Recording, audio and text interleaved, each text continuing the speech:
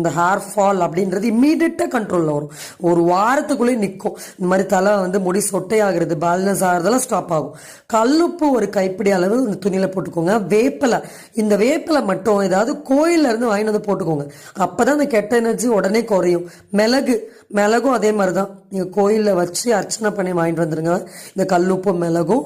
So இதை கோயில்ல இருந்து எடுத்துட்டு வந்ததா இருக்கட்டும். ஸோ இதை நம்ம அந்த துண்டுல கட்டிட்டு இதை நம்ம தலைக்கு நைட்டு வச்சு படுக்கும்போது தலையில இருக்க கெட்ட நீரும் கெட்ட எனர்ஜிஸ் எல்லாமே போகும். ஸோ இம்மீடியட் ரிசல்ட் நமக்கு கொடுக்கும்.